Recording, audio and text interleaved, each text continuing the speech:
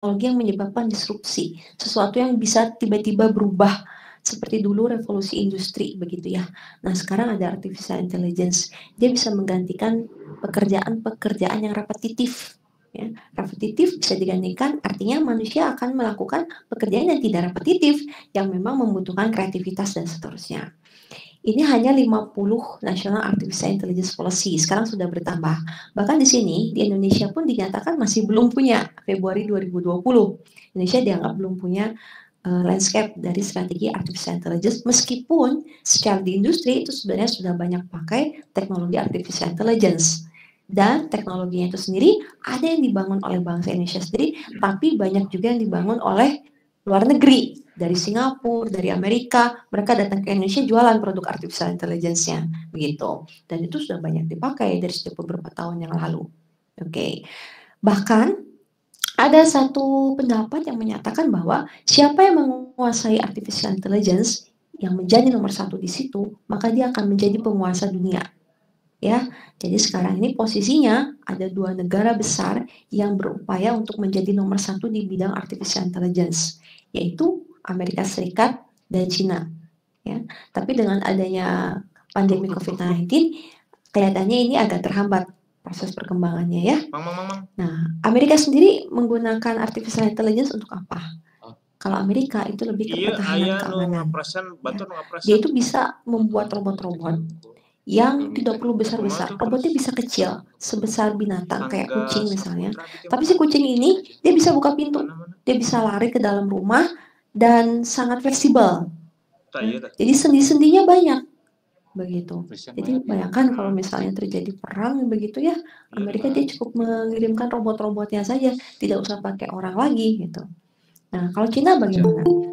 Cina itu lebih ke surveillance. Di Cina itu ada jutaan CCTV yang tersebar di seluruh negaranya.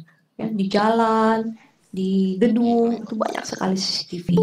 Nah, surveillance ini maksudnya setiap orang yang lewat di jalan, itu kalau udah ketangkap sama CCTV, udah ketahuan.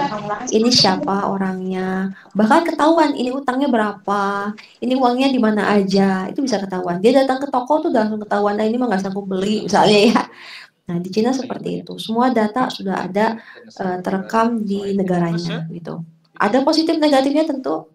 Dari segi positifnya mereka lebih secure, lebih aman.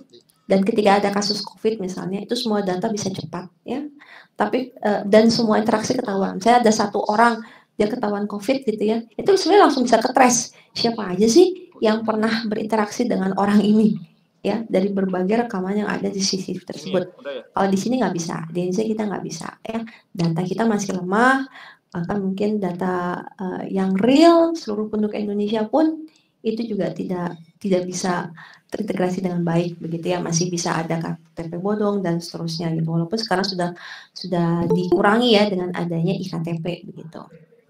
Nah, Indonesia Februari 2020 kita belum punya strategi nasional artificial intelligence. Tapi sekarang kita bulan Oktober 2020 alhamdulillah kita sudah mulai punya strategi nasional artificial intelligence yang bisa diakses di aiinnovation.id. Kalau mau lihat ada di situ. Apa aja yang dibicarakan di situ banyak. Ada terkait kode etik ya, karena tadi kalau membicara tentang data itu artinya kita bicara tentang privacy gitu. Data seperti apa yang bisa kita gunakan untuk membangun sebuah teknologi artificial intelligence. Harus data yang anonim, tidak ada namanya, dan seterusnya. Terus security, bagaimana data ini bisa dilindungi supaya dia secure, aman, nggak gampang dicuri oleh orang yang punya kepentingan yang tidak baik misalnya. Selain kode etik, di sana bicara juga tentang penelitian, tentang produk, tentang prioritas bidang, tentang pengembangan talent, seperti di sini adik-adik SMK termasuk talent ya, yang diharapkan bisa ikut berpartisipasi di bidang artificial intelligence gitu. Oke, definisi AI itu apa sih sebenarnya? Kalau dari bukunya itu ada 4 definisi artificial intelligence.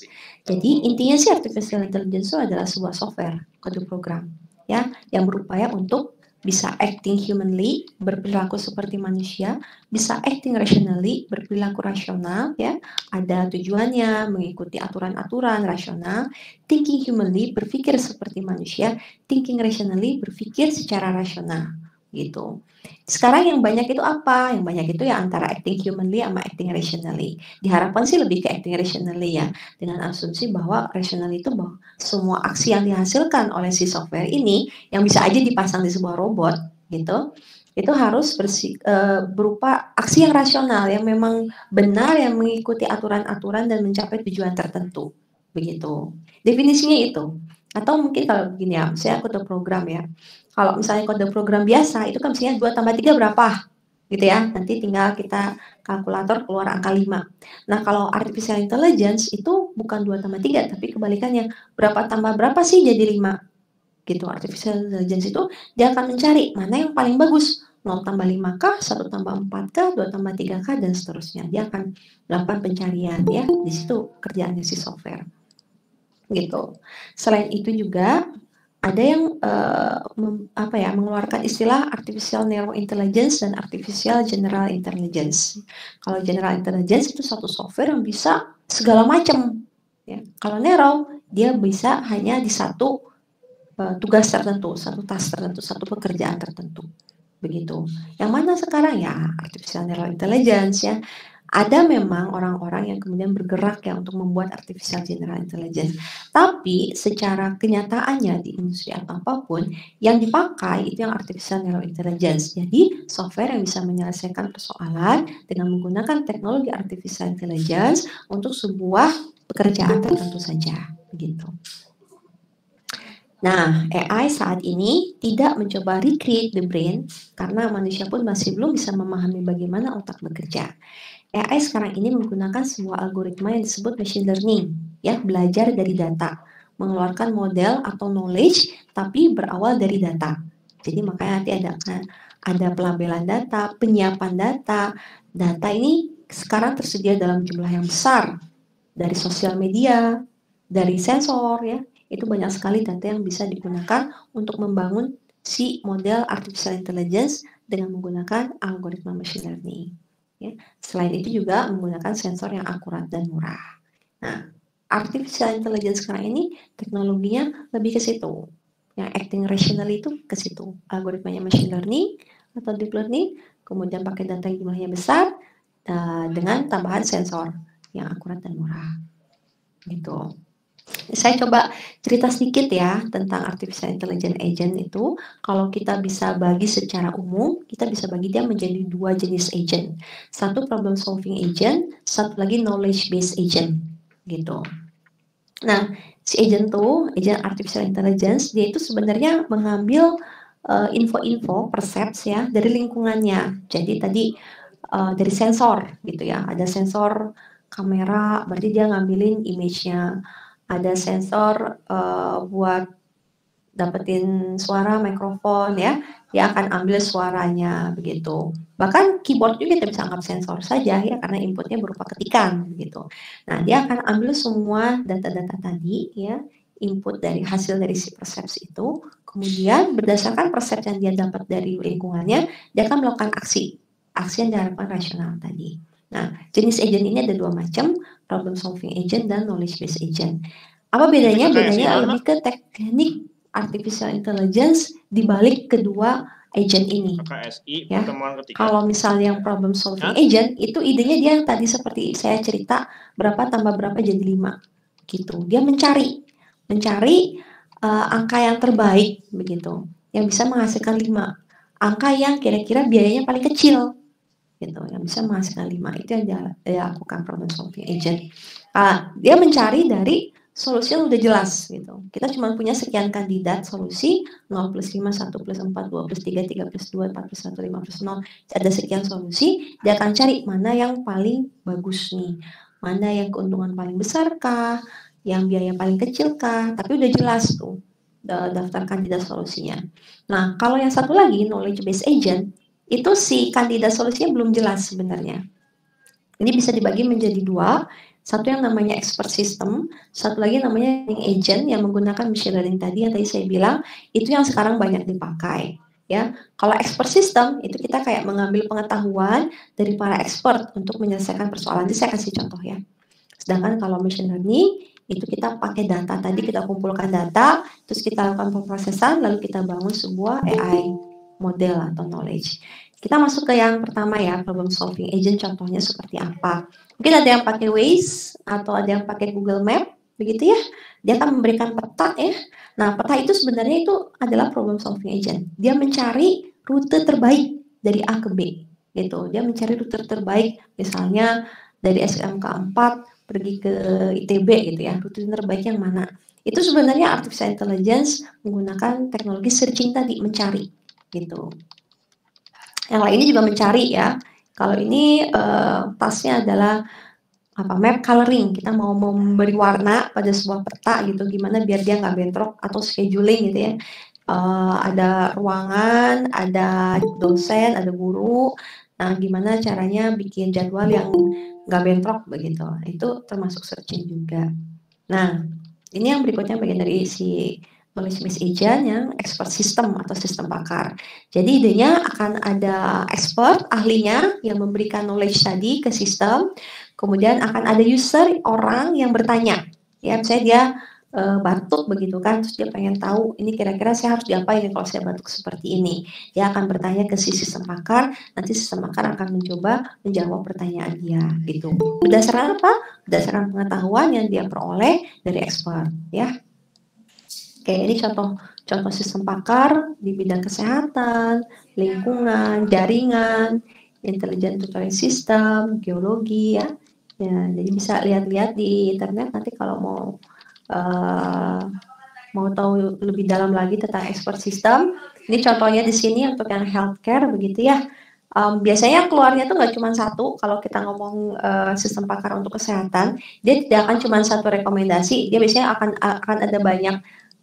Misalnya ini kemungkinan kamu sakit ini itu nggak cuma satu. Kenapa? Karena nanti masalah kode etik ya.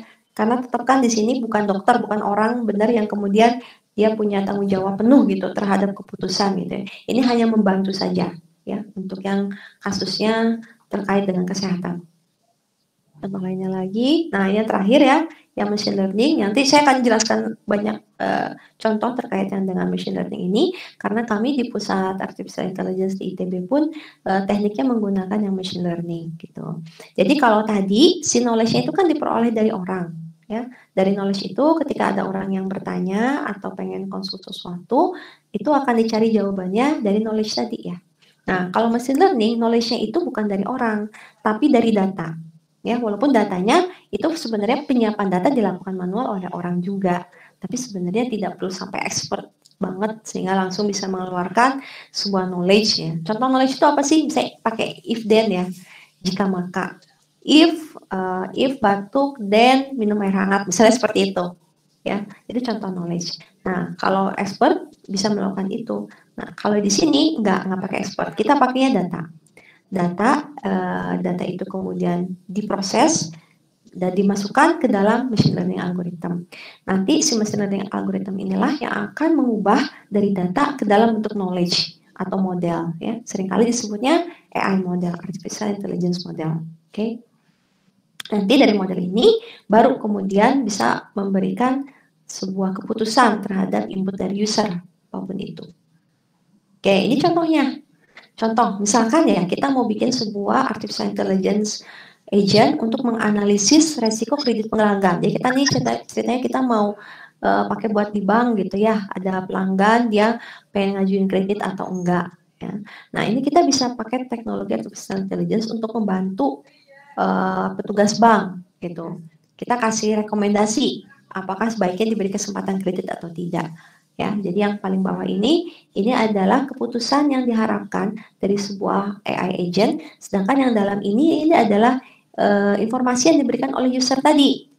Ya, ini inputnya, nilai tabungannya, track record pembayaran kredit sebelumnya, lama maksimum keterlambatan pembayaran, pendapatan, apakah itu rumah sendiri atau bukan, jenis pekerjaan, pendidikan, gitu.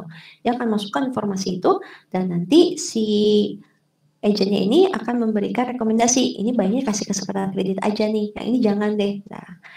Nah itu task dari untuk menganalisis risiko kredit pelanggan. Apa yang dilakukan oleh machine learning? Pertama, kita sediakan dulu datanya seperti ini, ya. Kita punya banyak data, ini kebetulan cuma 2 gitu ya, tapi ini harusnya banyak datanya. bisa ribuan begitu. Karena makin banyak data, biasanya si AI modelnya itu lebih bagus. Nah, hasil dari data ini masuk ke dalam machine learning algorithm yang sebenarnya jenisnya macam-macam, gitu. Hasil dari machine learning tadi adalah contohnya seperti ini. Ya, jika akunnya lebih dari 2 yang jelek gitu kan, dan seterusnya ya, maka dia tidak profitable, jangan dikasih kredit gitu. Jika akun yang bermasalahnya itu nggak ada, kemudian pendapatannya lebih dari $30.000 misalnya, tahun kreditnya lebih dari 3 tahun, maka berikan kredit gitu. Ini dapat dari mana sih? Ini tuh hasil si machine learning algorithm dari data tadi ya. Jadi kalau kita lihat di sini secara pekerjaan yang harus dilakukan adalah menyiapkan data ya, kemudian membangun model. Intinya itu, menyiapkan data, membangun model. Oke. Nah, ini yang lainnya lagi, pengenalan gambar menggunakan machine learning. Nah, apa yang kita harus sediakan? Kita harus sediakan data, ya, data yang sering disebut sebagai training data, data untuk membangun model artificial intelligence. Contoh di sini, saya punya jenis gambar, ya, misalnya di sini pesawat, gitu. Pesawat, kemudian sini ada sekitar 7 gambar untuk setiap informasi. Pesawat ada 7 gambar, mobil ada 7 gambar, burung ada 7 gambar, kucing ada 7 gambar, dan seterusnya. Ini adalah data yang sudah saya siapkan. Saya punya banyak gambar, setiap gambar saya informasikan, oh ini gambar pesawat loh, ini gambar mobil loh, ini gambar burung loh, dan seterusnya, dan seterusnya. Gitu. Yang ingin dilakukan apa? Saya ingin membuat sebuah AI model ya, yang bisa mengenali gambar di sebelah kanan. Apakah yang atas ini gambar apa nih? Apakah ini gambar kuda, atau gambar kucing, atau gambar kodok misalnya. Nah, pengennya si artificial intelligence agent lah yang mengetahui itu. Atau yang bawah, ini gambar apa nih? Apakah ini gambar mobil, atau gambar truk gitu, atau gambar pesawat gitu.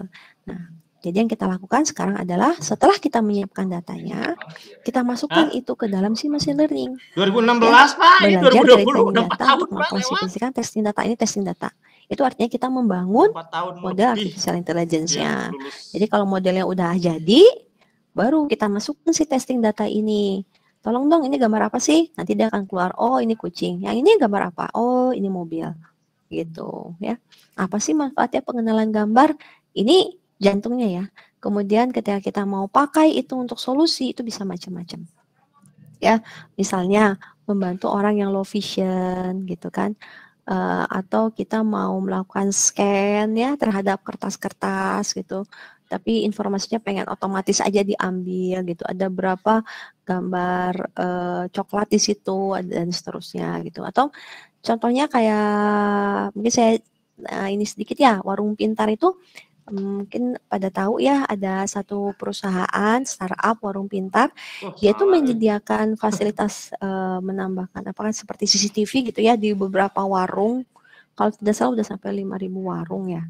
Nah, dari CCTV itu sebenarnya dia lakukan, dia tuh melakukan pengenalan gambar loh. Ada orang belanja nih, saya mau beli apa gitu ya, mau beli teh botol gitu, beli teh botol 1. Nah kelihatan kan, itu ada pedagangnya itu dia ngambil teh botol dari lemarinya diberikan ke orangnya terus dia ngasih uang dan seterusnya. Nah itu kalau misalnya CCTV ini bisa mengenali itu gambar tuh dia beli teh botol 1 nih hari ini, itu semua pencatatan bisa dilakukan otomatis. Pedagang dia nggak usah capek-capek lagi nulis ya, itu semua sudah dilakukan oleh si CCTV tadi. Apa yang dibeli, berapa jumlahnya, itu otomatis dan bisa langsung nyambung ke pusat gitu ya. Sehingga apa? Sehingga perusahaan teh botol dia akan tahu, wah ternyata banyak tuh yang beli teh botol di daerah situ. Udah kita supply-nya yang banyak aja. Atau ini kayaknya ada orang yang pola belinya tuh setiap hari apa, misalnya setiap hari libur beli banyak. Nah jadi mereka akan stok tuh. Kalau pas hari menjelang libur kita kasih stok yang banyak gitu. Itu salah satu pemanfaatannya ya. Walaupun dasarnya tuh sederhananya ya gini, cuma mengenali gambar loh. Tapi secara solusi kita bisa gunakan untuk macam-macam. Mengenali mobil yang lewat, berapa jumlah mobil yang lewat. Misalnya mengenali mobil mana di tempat isi bensin itu, mobil mana sih yang harusnya dapat subsidi, mana yang enggak, ada yang melanggar atau enggak. Itu pengenalan gambar. Oke. Ini adalah masuk sedikit ya ke technical. Ini adalah beberapa algoritma machine learning yang biasa digunakan. Ada yang namanya supervised learning. Jadi yang tadi, yang contoh pengenalan gambar, itu adalah supervised learning classification. Di mana datanya itu kita labeli dulu, di-supervise dulu. Kalau unsupervised, datanya nggak usah dilabelin. Kalau reinforcement, itu sambil jalan, dia sambil belajar. Jadi ada yang namanya reward sama punishment. Kalau si agent ini melakukan aksi yang benar, dikasih reward. Kalau dia melakukan aksi yang salah, dikasih punishment. Misalnya di dalam autonomous car gitu ya, mobil yang mengendarai secara otomatis ya.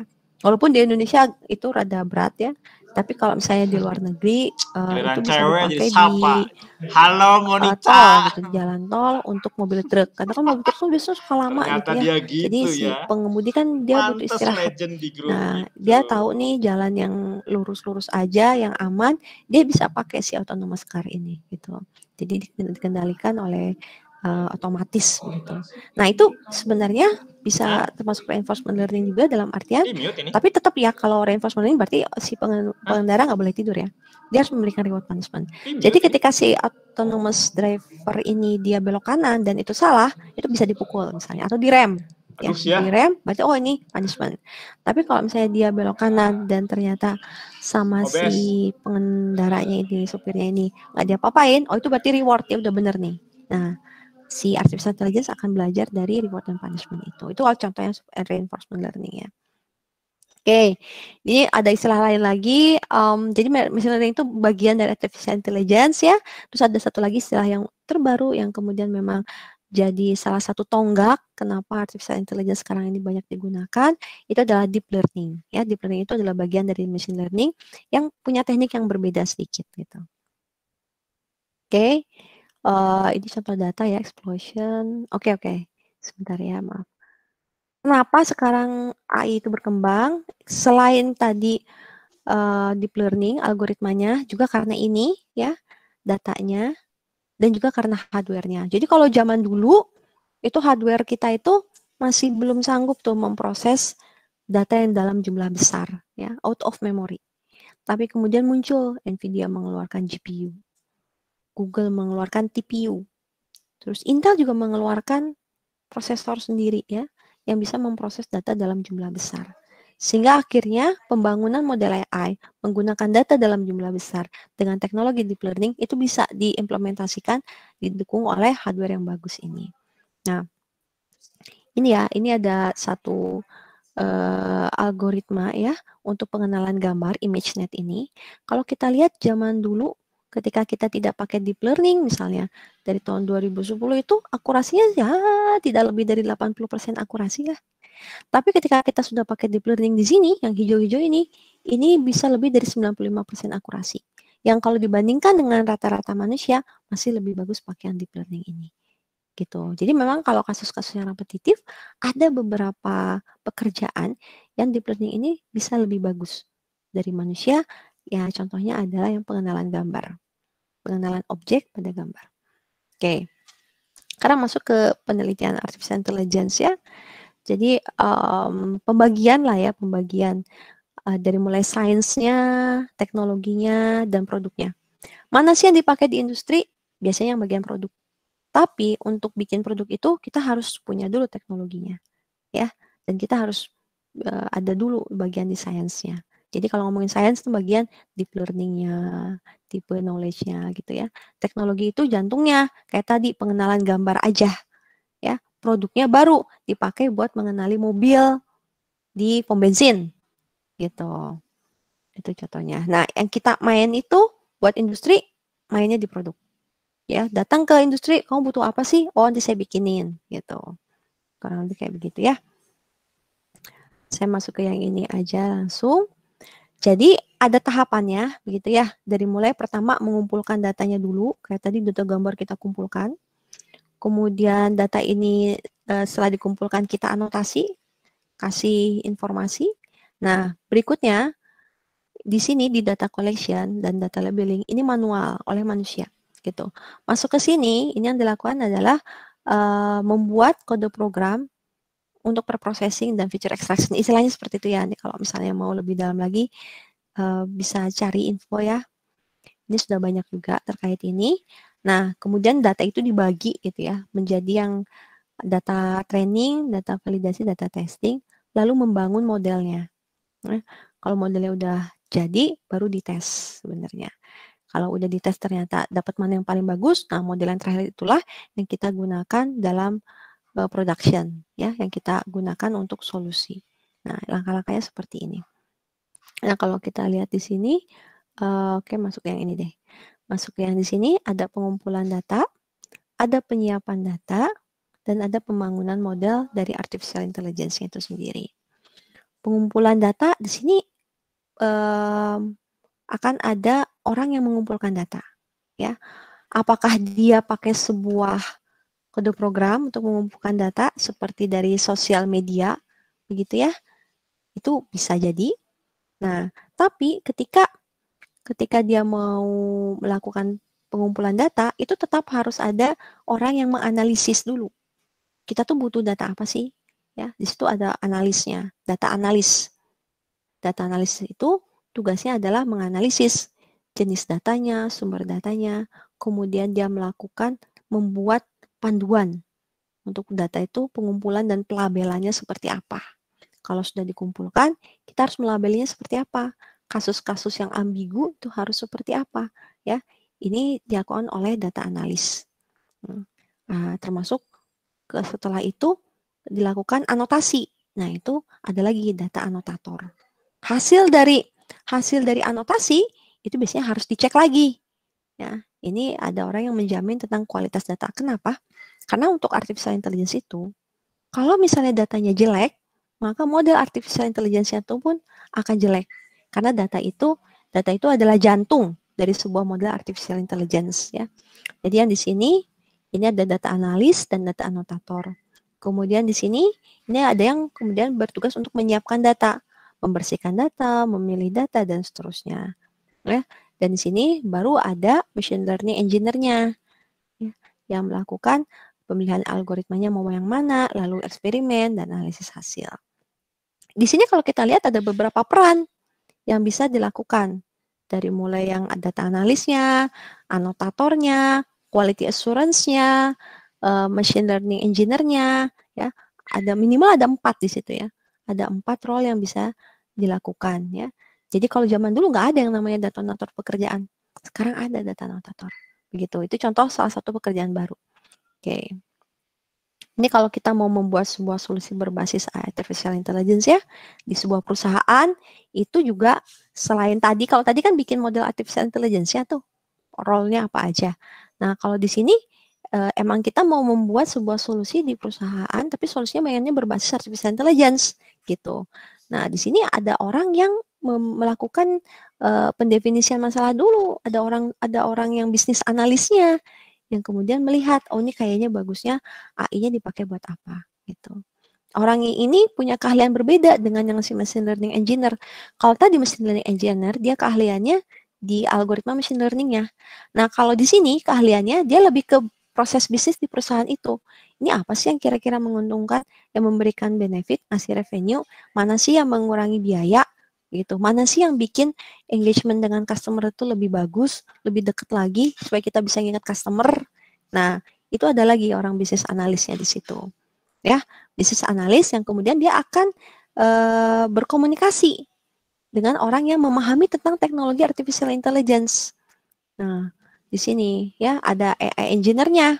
AI engineer yang bilang, oh nggak bisa nih, nggak mungkin ada teknologi artificial intelligence itu, paling bisanya cuma bantu di bagian bananya gitu. Karena artificial intelligence masih banyak keterbatasan juga ya, jadi nggak semuanya bisa diselesaikan. Dan seringkali solusi yang ada di Indonesia ini sifatnya campuran, hybrid gitu. Ada bagian yang memang bisa otomatis, ada bagian yang masih butuh bantuan manusia. Contohnya chatbot.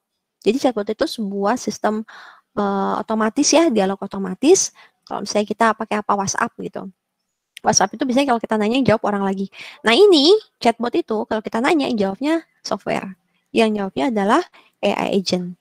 Begitu. Nah, kalau pertanyaannya sederhana, itu AI agent masih jalan. Ketika pertanyaannya kalimat kita sudah mulai kompleks gitu ya, ada keterhubungan satu sama lain dengan yang sebelumnya, terlalu banyak. Nah, itu si AI agent biasanya nggak sanggup dan dia akan melempar ke agent yang orang gitu, yang memang bisa menjawab pertanyaan tersebut. Di Indonesia kita sistemnya seperti itu, dan rasanya di dunia juga masih belum ada yang betul-betul sanggup ya menjawab pertanyaan-pertanyaan yang kompleks begitu. Nah, kalau ke sini kan ini udah bagian analisis hasil untuk membantu decision making, udah bagian bos-bos ya, udah bagian manajer-manajer yang mereka memang memanfaatkan teknologi artificial intelligence ini nanti ngebantu pengambilan keputusan mereka begitu. Oke. Nah, ini contoh pemanfaatan artificial intelligence ya. Jadi kalau kita lihat di Sustainable Development Goal itu ada sampai 17 ya. Setiap poinnya itu kita bisa pakai si teknologi artificial intelligence ini. Misalnya, ini kaitannya kan nomor 1 tuh no poverty, harusnya tidak ada yang namanya kemiskinan gitu. Kalau kita datanya bagus nih ya, kalau kita datanya bagus, sebenarnya itu bisa kita petakan dan kita prediksi ke depannya berapa orang sih yang bisa dapat dampak dari resesi ini misalnya. Kalau kita datanya bagus itu kita bisa dapetin hal seperti itu. Ya. Contoh lainnya lagi apa? Ini misalnya ya, model climate change to predict disaster.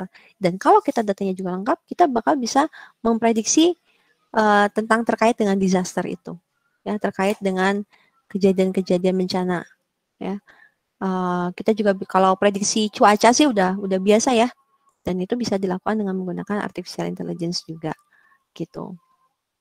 Atau yang ini, melihat kesehatan sebuah spesies ya, itu juga sama ya, bisa dimonitor dan bisa diprediksi ya. Jadi yang namanya smart home, rumah pintar itu, tapi belum di Indonesia ya, di luar itu sudah ada yang membangun smart home yang tujuannya itu untuk memprediksi orang ini 2 minggu ke depan apakah bakal sakit atau masih sebar bugar ya. Jadi dipasang sensor yang banyak pasti, dari mulai sensor udaranya, kemudian sensor yang ada di orang tersebut, untuk ngelihat detak jantung segala macam, ngelihat pola makan yang bersangkutan gitu. Sehingga nanti dia akan bisa prediksi, aduh kamu tolong dong, kamu kalau misalnya kayak begini terus, nggak pernah olahraga gitu ya, makannya sembarangan, 2 minggu lagi kamu bakal masuk rumah sakit. Nah, bisa seperti itu. Jadi sampai memprediksi gitu ya. Ini adalah beberapa contohnya ya. Oke. Bagaimana dengan di Indonesia? Pertama adalah awareness. Masih banyak yang memang belum menyadari tentang teknologi artificial intelligence ini ya, baik sebagai orang yang memanfaatkan maupun orang yang bisa berperan di situ, bisa berperan dalam pengembangan teknologi artificial intelligence itu ya. Tadi yang saya bilang dari mulai pengumpulan data, anotator, machine learning engineer, AI engineer, orang yang menganalisis proses bisnis supaya tahu posisi AI-nya ada di mana. Nah, itu kita masih belum banyak ya. Kalau dibandingkan dengan jumlah keseluruhan orang Indonesia ini masih belum banyak. Mungkin hanya terbatas di kota-kota besar saja, di industri-industri yang besar begitu. Problem definition. Nah, balik ke definisi permasalahan yang mau diselesaikannya apa. Gitu ya. Itu juga dengan kurangnya awareness, maka ya ini masalah insting kali ya untuk mendefinisikan permasalahan mana sih yang bisa diselesaikan oleh artificial intelligence. Nah, yang ketiga dan yang paling berat, paling rumit adalah masalah data ya. Contohnya ketika masalah COVID sekarang, data ini kita agak sulit ya untuk dapatkan data yang bagus memprediksi sesuatu. Jadi kami di Pusat Artificial Intelligence kita bikin satu model artificial intelligence untuk memprediksi pasien COVID berdasarkan CT scan. Jadi hanya dari hasil CT scan dan X-ray dari paru-paru, kita bisa tuh mengklasifikasikan, aduh ini kayaknya COVID sekian persen deh kemungkinannya. Gitu. Tapi masalahnya data yang kita punya adalah data dari negara luar, bukan data orang Indonesia. Padahal struktur fisiologi dari orang Indonesia dengan orang luar tuh beda. Gitu ya. Jadi kita terganjal di masalah data. Kalau misalnya data kita punya, itu juga kita akan bisa dapatin satu model AI yang bisa membantu lah ya, membantu untuk mengidentifikasi COVID dari informasi yang CT scan tadi, gitu. Infrastruktur itu juga bermasalah, tapi kalau saya melihat sekarang ini sudah mulai teratasi ya dengan dari pemerintah maupun industri yang menyadari pemanfaatan artificial intelligence ini. Jadi mereka sudah menyediakan server-server yang bagus gitu ya, yang bisa memproses data dalam jumlah besar dengan waktu yang kencang cepat gitu. Human resource ini terkait dengan SDM. Ya, balik lagi ke awareness tadi, karena masih sedikit orang yang memahami tentang ada peluang di teknologi artificial intelligence ini, maka SDM pun masih belum banyak. gitu. SDM yang membuat teknologi artificial intelligence ini mulai dari tadi pengumpulan data, anotasi data, kualitas data, kualitas model, pembangun model dan seterusnya gitu. Nah ini kalau misalnya mau lihat-lihat YouTube-nya Pusat AI ITB ya, tinggal lihat aja di search aja Pusat Artificial Intelligence ITB. Kita udah ada beberapa webinar yang dibuat videonya itu terkait dengan teknologi artificial intelligence yang dikembangkan oleh Pusat AI ITB untuk membantu kondisi COVID ya. Oke, nah ini ada beberapa produk riset yang dihasilkan oleh kami teman-teman dosen peneliti lain di Pusat AI ITB ya. Jadi bukan hanya saya sendiri, ini banyak sekali orangnya sekitar 30-an dosen tergabung di situ. Ini aplikasinya, ini teknologinya, dari mulai pemahaman teks, analisis teks, pemahaman suara, lalu gambar, lalu deep learning framework. Nah, ini adalah aplikasi-aplikasi yang sudah kita coba kembangkan dari mulai chatbot, medical imaging, host classifier, customer experience analytics. Ya, ini kalau pengen tahu lebih jauh nanti bisa ditanyakan aja ya. Mungkin saya kasih contoh sedikit ya. Ini satu teknologi yang mencoba melihat ya, ini untuk COVID juga. Ketika mereka jaraknya terlalu dekat, itu warna merah. Kalau warna hijau berarti jaraknya sudah aman ya. Ini mendeteksi jarak. Lalu ini untuk mendeteksi apakah seorang itu pakai masker atau tidak gitu. Ketika dia hijau berarti itu aman, merah berarti dia maskernya lagi dibuka. Ini untuk mendeteksi aksi ya. Aksi batuk, aksi bersin dan seterusnya. Ini dashboardnya aja. Oke. Nah, ini contoh yang bisa kita kembangkan menggunakan model artificial intelligence ya. Contoh-contoh lainnya. Mungkin kita ada sesi tanya jawab ya, Pak Ivan ya. Nah, ini saya cuma nunjukin aja contoh-contohnya. Ya, mangga tuh sok kita masuk ke sesi tanya jawab aja. Kebanyakan. Oh iya iya iya. Mangga kita masuk ke sesi tanya jawab aja, Pak. Bisa ada yang mau ditanya. Mohon.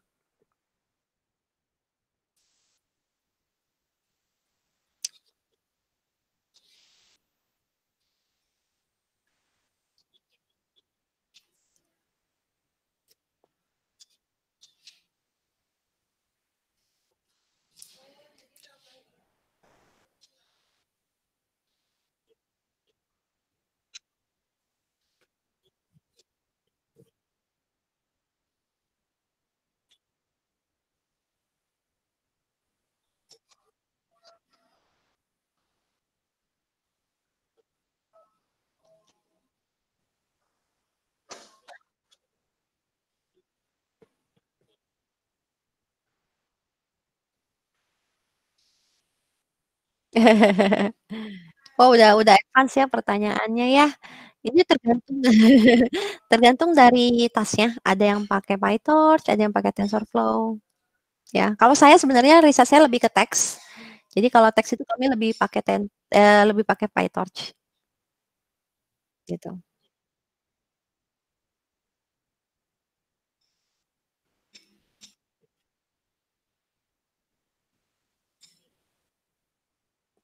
Tadi sih yang dijawab sama yang ditanya teman-temannya sebelumnya.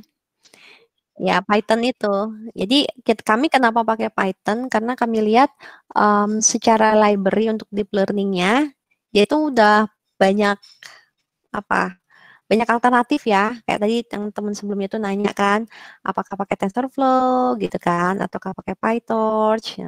Nah, itu selain dua itu masih ada yang lainnya lagi. Nah, itu ada kandidatnya banyak dan kita bisa nyoba-nyoba di situ.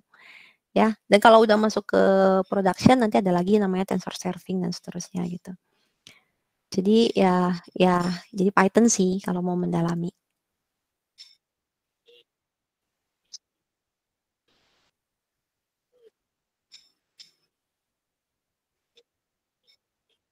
Ya, IoT itu si sensornya. Internet of Things, sensor yang kemudian terkoneksi dengan internet.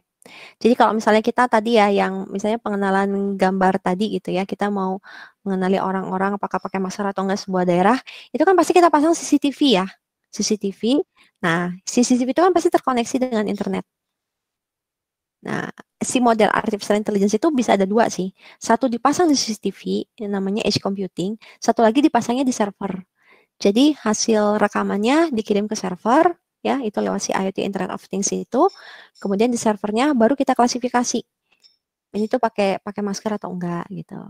Itu masing-masing ada kelebihan kekurangan. Kalau sekarang sih yang lagi yang semua orang pengen tuh memang yang edge computing itu. Gimana caranya supaya model AI itu kecil, bisa dipasang di alatnya langsung, bisa dipasang di CCTV-nya langsung, ya, sehingga nanti yang dikirimkan lewat internet itu bukan data image yang gede yang berupa video, tapi langsung informasi. Ada orang ini yang nggak pakai masker gitu misalnya, kayak gitu. Menjawab ya? Moga-moga.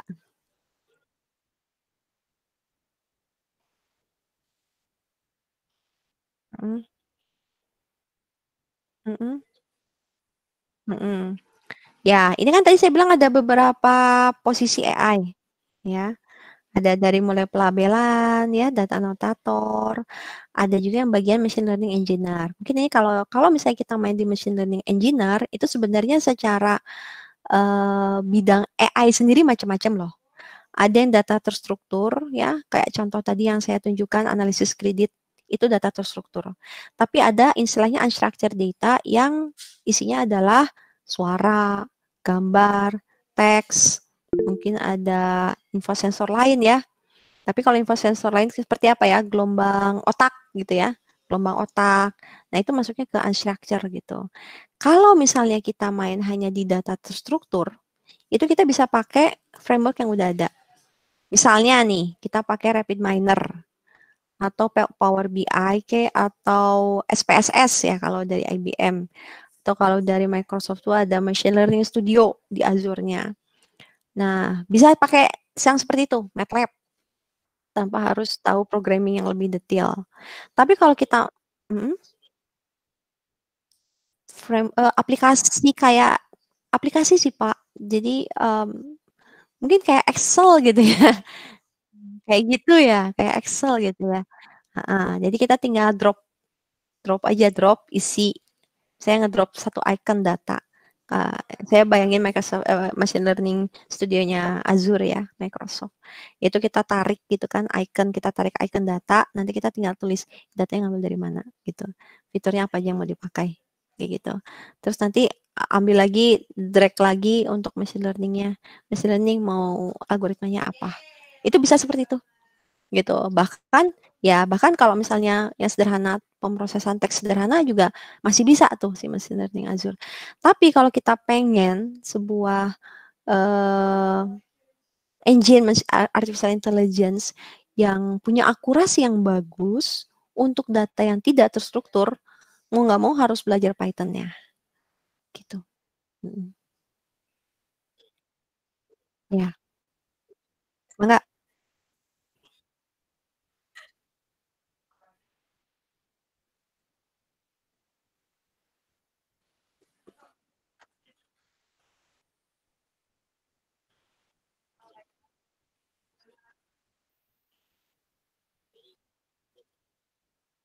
Karena ya, uh, kan ada pemrosesan data ya, pemrosesan data itu nggak bisa cuma pakai gadget sih. Nah, kecuali kalau misalnya kita pakai gadget itu mungkin bisa nggak ya kita pakai kayak Google Colab. Nah, Google Colab itu kan cloud ya, jadi sistemnya cloud. Nah, paling gitu niatnya hanya untuk mengakses yang cloud. Jadi,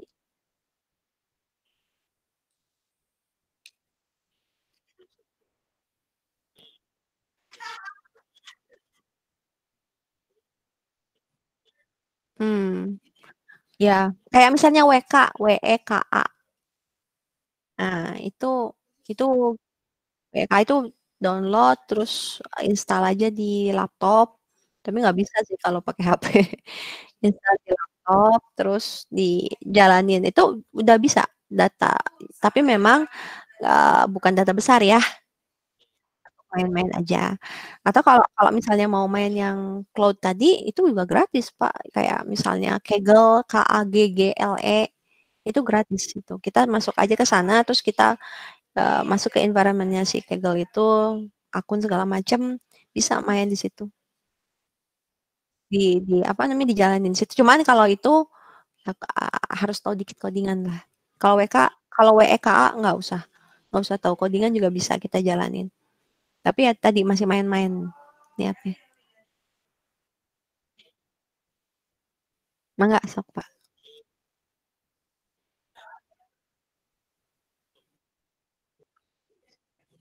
Hmm, banyak banyak. Mm. Ya banyak.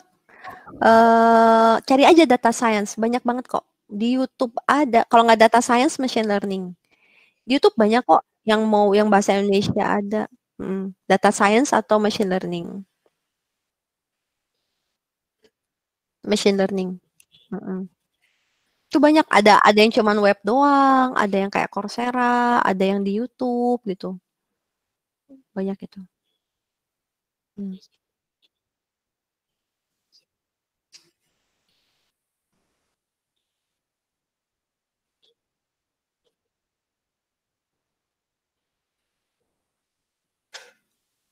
Python kayaknya bisa jalan juga deh. Saya nggak pernah pakai iOS sih, sorry. Maaf ya. Iya, aduh. Asal yang bisa Python ya jalan lah. Iya.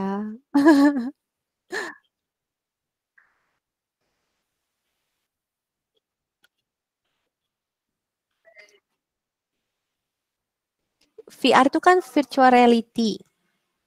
Ya, tapi kita bisa sih pakai teknologi AI buat bantu VR sebenarnya. Heeh.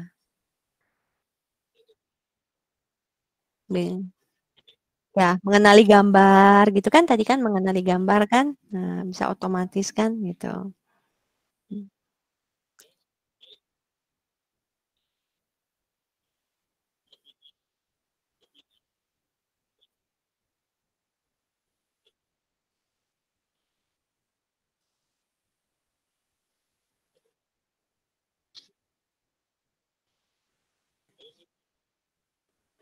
Enggak, ya, ya. Gampil, insya Allah gampil. Lebih gampang daripada C. Python itu kita nggak usah deklarasi variabelnya. Ketika kita, gampang. Buka file ya, buka file tinggal masukin ke data frame. Dia punya satu library namanya Pandas. Kita masukin ke data frame, udah masuk tuh, udah masuk tabel. Nah, di situ udah jelas kolomnya apa aja gitu. Nanti berikutnya dari data frame, sebenarnya ya gampangnya tinggal bagi training data, testing data, terus panggil machine learning biasa nih ya, ada library namanya sklearn. Terus kita tinggal pakai si sklearn, ambil aja satu algoritma, dijalanin, lihat akurasi, udah. Jadi Python tuh gampang, menurut saya Python tuh termasuk yang paling mudah karena sederhana gitu ininya apa namanya kata-katanya tuh sederhana nggak aneh-aneh kayak C lah. Kalau C kan ada bintang gitu-gitu ya, ada pointer ya. Python tuh enggak, Python tuh enggak sederhana banget. Eh, Dictionary apa list kayak kayak gitunya sederhana gitu. Kita nggak usah define dulu variabelnya apa. Ketika kita manggil si file tabel itu ke dalam bentuk data frame, itu nanti dia akan apa namanya mencoba mengassign setiap kolom itu tipenya apa gitu. Dia langsung assign ini string, ini integer, ini float gitu. Nanti kalau kita mau rubah silahkan. Gitu.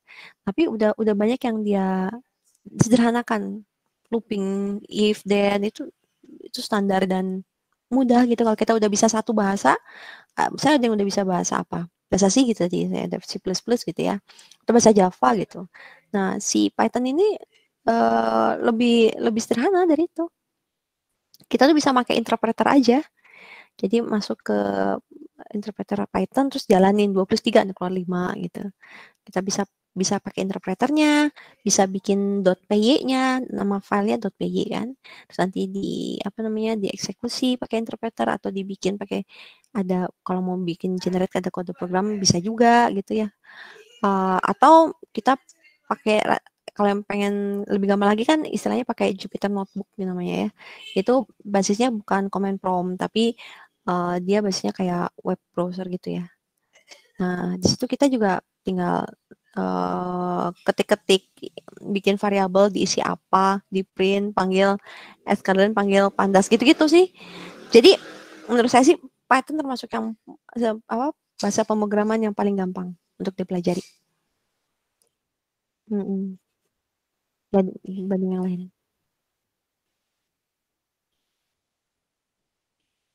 Emang enggak?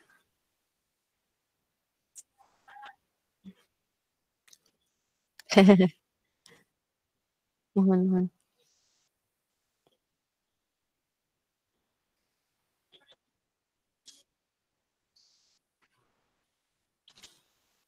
Ya, mungkin pesan saya sih tadi ya artificial intelligence itu gampang, data science itu gampang. Yang penting adalah kitanya suka untuk belajar, ya. Jadi satu kata kunci tuh nggak boleh berhenti belajar. Bahkan saya pun dengan umur saya yang sekarang gitu ya, udah ini, tapi saya harus belajar ketika itu ada teknik baru, maka saya harus belajar. Nggak boleh kita nggak belajar. Kenapa? Karena kalau kita nggak belajar hal yang baru, ya, walaupun diawali dengan print hello world gitu ya, walaupun kita nggak belajar hal yang baru, kita tuh udah benar-benar bisa ketinggalan gitu. Dan ini kita ngomong bukan hanya buat diri kita aja, tapi buat institusi kita juga, buat negara kita juga. Kalau kita nggak maju, negara kita nggak maju, nanti kita cuma bisa impor teknologi artificial intelligence dari luar. Padahal kita juga bisa bikin teknologi artificial intelligence yang nggak kalah hebatnya dengan produk dari luar. Gitu. Dan kita udah buktikan itu. Gitu. Semangat ya. Sami-sami. Semoga bermanfaat. Amin.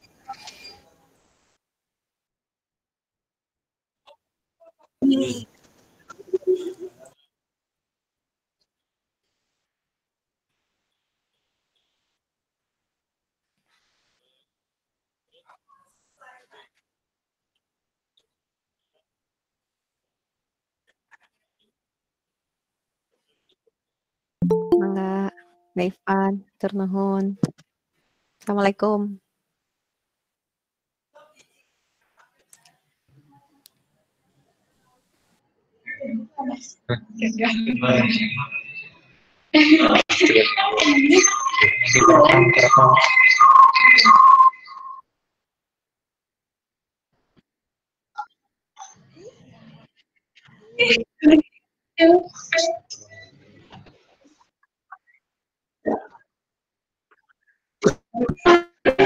Om nih. Om.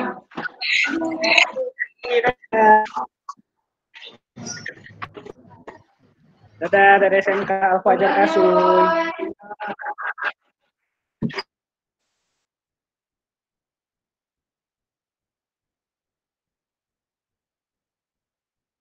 Mungkin aja. Oke, banyak amat.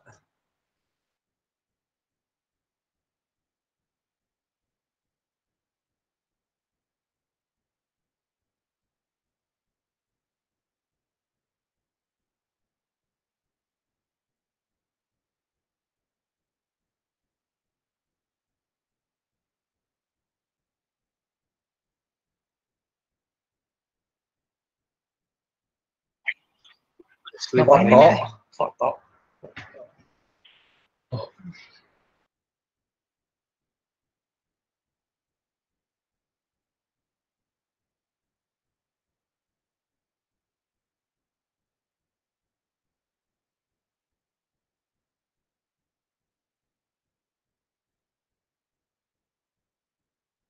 Masker mana masker?